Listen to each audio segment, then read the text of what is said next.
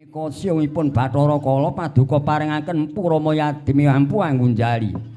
Mangke dipun damel pusaka nggih menika. Pusaka Kanadah. Kayan Yai Jalak ngoceng tembini menawi wonten prageng Snebat Bratayuda Jaya Binangun pusaka menika benjang ingkang gadhah. Menika talon mengsaipun. Ngaten siung badhe kula tampi kula tumuli dhateng dipun ngarsa padha kula badhe mrepeki dhateng anak kula Wisnu Brahma. Supados kula kanthi dados dalang pangurata inggih menawi namung nderekaken Ndraharja Kewala Kakang.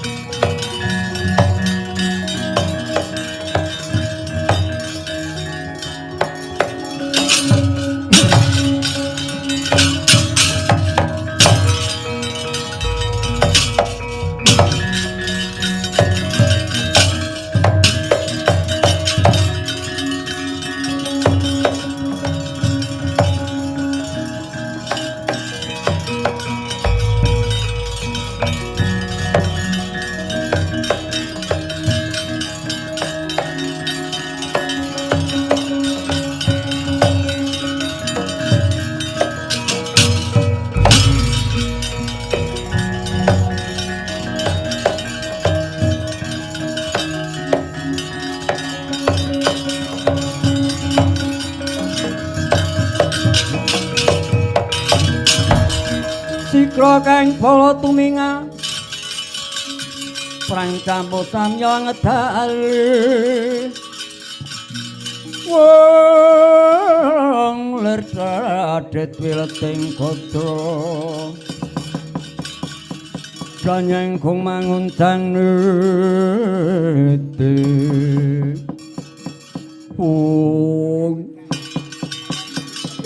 Dalam maunipun kados Siwa Narada ingkang kanthi semengko pangabodra wonten kados menapa Siwa Narada. Kula ingkang putra paduka kula pun Bathara Wisnu nyadhong dawuh inggih. Siwa Narada kula inggih nyadhong dawuh wonten kados menapa Siwa Narada miyos wonten ing mrepat kepanasan. Wah ya aku anakmu lanang Bathara Bayu kok nyadhong dawuh wi kate apa? Siwa Narada. Ya Ngger. Wisnu Brahma lan Bathara Bayu mulane jeneng kita padha ndak timbali ngadhep ana ing pangarep aku dina iki ngerti ya. Dina iki kayan Sraya Gunggan ya kuwi kadangmu si Bathara Kala. Lho. Kadang kula Bathara Kala nyuwun menapa? Iya. Wonten iki kados menapa kadang kula Bathara Kala minggah dhateng Kayuwangan. Ah, kowe ngerti dhewe. Siji Bathari Durga, loro Bathara Kala ku jer munggah nyang Kayuwangan. Mesti ndadekake bubrahe tatanan Kayuwangan Sraya. Wis to wis. Iki wangune Bathara Kala nuwun pangan daginge manungsa. Kok adi guru ngidini ora kake. Loh, kok mekaten. Iya. Lah ya kuwi sing didini dadi pangane Bathara Kala ya kuwi manungsa kang nandhang Sukerta kula ya isih apal to sekene to nggih. Inggih kula tasih kemutan wing tiyang nandhang Sukerta menika. Coba apa wae? Inggih. Larung tanganting lha kedono kedini. Cendang kapit panjuran pendhuk. Lah nyatane isih kene kuwi arep dibadhok dening Bathara Kala. Mula dina iki banjur aku njaluk izin karo adiku, aku bakal nuwun nganakake dadi dalang pengurwatan tak ruwat Sakabeh lah ngarep padha kang nandhang surta bakal tak ruwat tak ilangi mula Sukarti karep ben aja nganti dadi panganing Bathara Kala. Oh, lah dalam mekaten. Mekaten. Iya. Mula dina iki ngger kowe aja mingkuh. Pekewo lan dina iki anakku sing tak sang supaya dadi dalang pengruwatan ora ana liya ya mung jeneng kita ngger Bathara Wisnu awit sira iku dewaning banyu-banyu kuwi penguripan manjing katentreman kowe bisa nentremake marang sakabehing tangar apa do nggih mengaten wis paken dawuh nanging mangke rumiyin lho dados dalang pengruwatan kedah syaratipun kathah ya wong syarate apa ro kaki katerusipun kedah gentur tapanipun utahe remen kulina talak brata lan kedah sampun mantu. Iya, nyatane kowe ya wis mantu. Lan kowe iki ya wis kulina prihatin jaman nom-noman wis ora kurang-kurang ngemu prihatin. Wis mbok rewangi. Poso ngebleng kungkum lan nyekar-nyekar ya wis komplit. Oh ngaten. Ya kowe nyatane nek tumindakmu ya jujur awit dalang sejati dalang pengruwatan kuwi bojone ya mung siji, nyatane bojomu ya mung siji ngono nggih. Oh nggih ngaten mboten ngestaken dawuh. Aturipun dados dalang pengruwatan kedah tasih turun dalang. Ah nyatane kowe iki isih turun dalang. Kowe iki turun saka pengging mutu swargi Simbah Gandamartaya kuwi dalang jaman Sinun ping 10 kuwi dalang kondang. Mbahmu Gandamartaya kuwi nurunake ibumu nurunke kowe iki isih turun dalang. Mbahmu buyut sing Semarana. Sanggrahan bangakku Mbah Gandayasa utawa Mbah Ndadisih ku ya dalang kondang. Kowe iki sing turun dalang. Oh nggih menengaken mboten ngangstaken dawuh. Mangke men dalang pengruwatan kedah komplit syaratipun kedah gadah gamelan wayang. Kaitan komplit. Ah nyatane ku ya wis di gamelan priyanti dhewe ngono kok. Oh nggih. Karo kaitane sik wis iki rombongan iki wis rombongane Kulina Amor adik iki Mas Tarno, Mas Mul, Mas Manto. Kabeh iki rombongane sedulur awake dhewe kabeh Pak Pomo. Lha nggih. Wis engko sing ngiring karo kowe nggih. Ngakon staken dawuh. Mula dina iki kowe dandana dadi dalang pengruwatan karep ben aja nganti ngawis tarani ya nggih wis nggih mboten aku staken dawuh. Nanging ngaten lho menika namung njageni dalang kok sok mara jejak menika kedah nggadahi serati mboten nyetang pengendang kan pengender menika kedah kadah. Ya sing ngendangi wis pasrahana karo Mas Ngali kuwi wis. Oh iya, selok ambak yaine cek. Wah, sabetane kebukane sing medene ngilane tenan iki. Karo Pak Slamet ngendeng mung cek mantep Mas Ngali. Wah, nggih menika leres ngono. Engkang gender saegenipun sinten? Ya, lha iku sapa? Sakmenika Siwanarada. Ya, aku mbok kon gender ora mantra-mantra pengendere wis kaya Mas Gita musuk kuwi kok. Mas Gita kan pengendere ya elok, grimingan ya mat. Apa Mas Manto ya gender ya elok. Nggih. Kakang Mas Brahma iki kula aturi dados pengender iki. Wah, aku sing gender. Iki Siwanarada kula ati dados pengendang kula. Ya, yen aku sing gender ya nek Siwanarada ora diaturi gender aku sing gender ora apa-apa. Nggih, sakmenika Kakang Mas Brahma ngaturi wina jaman rumiyin menika pengender kedah wanita. Mila panjenengan kula aturi ngagem cara busana wanita. Wah, lah aku ora nggo gelungan ki piye? Mboten apa-apa nyambut ngen Mbak Yanti napa sinten? Ya, sing tak dandan cara wadon itu semono. Ya, aku tak nganggo mit saya dandan dina iki. Wah, kok aku didapuk napa-apa iki. Aku tak ngegong. Wah, mboten ngegong. Wis gong-gong ae ngungkul Mas Tarno iki. Ora sakjane, Nger. Bathara Bayu kita ndak dadekake dadi juru pambegaling lagu. Kowe dandana dadi bocah. Ontang-anting nggih tuna bapa-bapa tuna mengko yen kepethuk karo Bathara piloran ajaran Bathara ya yen ngono stokake. Ayo saya dandan dina iki nggih mutut sak dawarsa monggo nggih gantos busana wae.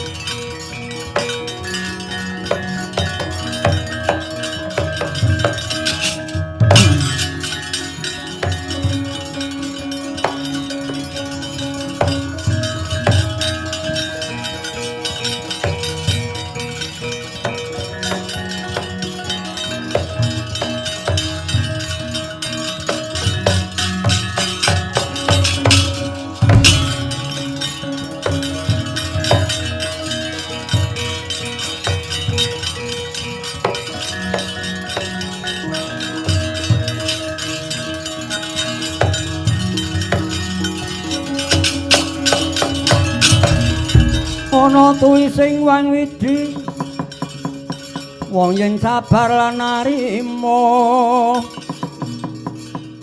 Ginanjar dawa umure sugih kadang pamong mitra kinacek mring sasrama yen uga lara wong iku gampang gone antuk tombo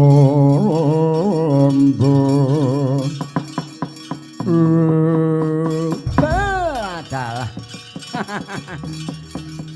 anakku wis bareng dandan cara wah bagus jan bagus kaya Dewa Darat inggih Siwa Narada mekaten saking dawuh Paduka Siwa Narada ya saiki ngene ya Ger ganti rupa ya ku ganti jeneng lajeng kados pundi saiki jeneng sira tak wene jeneng ya kuwi Kyai Dalang Kandha Buwana kula dipun paringi nami inggih menika Kyai Dalang Kandha Buwana ya kandha sekarang ini Buwana jagat muga dadi dalang bisa kondang sak rumahing jagat inggih mboten ngestakaken dawuh lajeng kula dipun paring nami sinten Siwa Narada ya nggih Bama kok saiki nganggo jeneng ya kuwi Nyi Sruni utawa Nyai Saruni tegese kowe dadi pendher kuwi kudu seru tur muni dadi tintingamu iki kudu kena dimiringake karo dalang dadi dalang nek nujaran jantur asuluk aja nganti geblegong inggih mboten langkung stakaken dawuh lajeng Siwa Narada gantos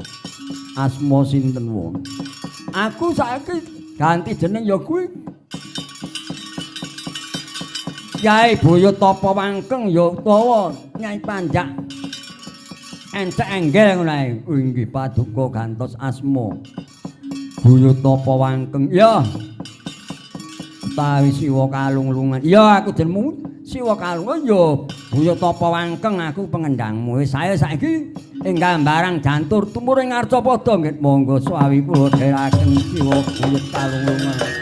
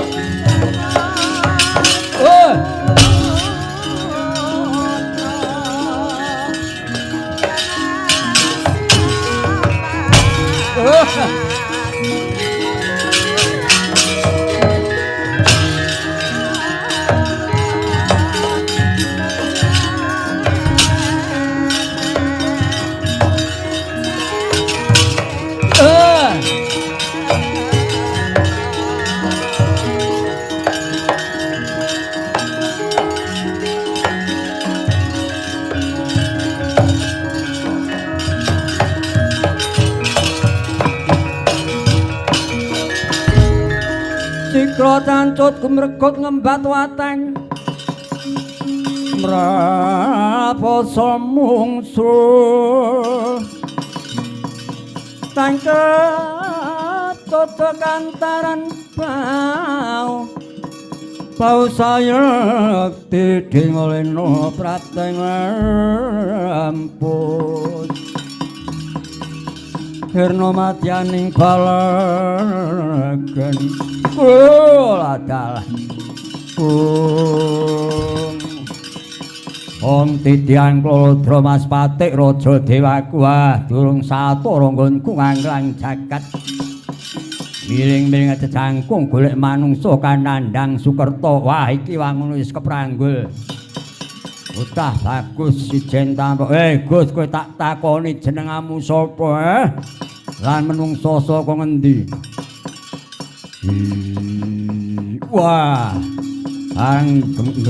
ngereng kok gembleger ya yen kowe takono ngaku aranku Tuna Bapa balik sira ngaku ayo yen kowe takono ngaku aranku Bathara Kala kok jenengmu Tuna Bapa ki werdine piye Tuna tekse rugi bapa wong tuwa bapakku rumangsa rugi anak aku mung ijen ora ditunggal wah yen ngono kowe bocah untanting mulai ngono kowe dadi panganku kowe arep bathok aku yo tak budimu jan yo ora kelakon aja tak suwek telak maca takon wah dengo sing kepuasan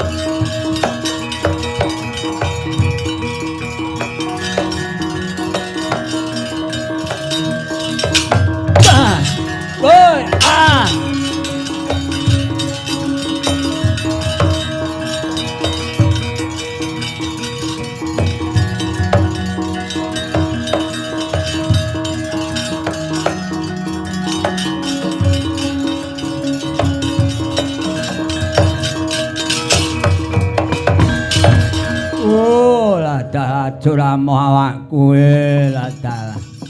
Moyo sing ku metung wis ndrenjet lho, tak etung kriyek mentek juta kemil. Kudune tiba. Kemil kok malah awakku menjoto kabeh kaya ngene. Waduh. Jek kaya ora entuk kemil ya entuk mentek-menteke jane ora apa-apa lho.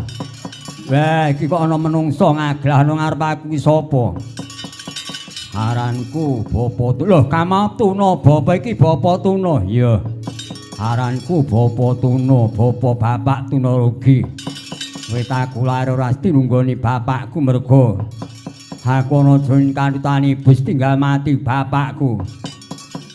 Kowe Kamatuna, Bapa iki Bapa. Wah, ora ono menungso nek wegah.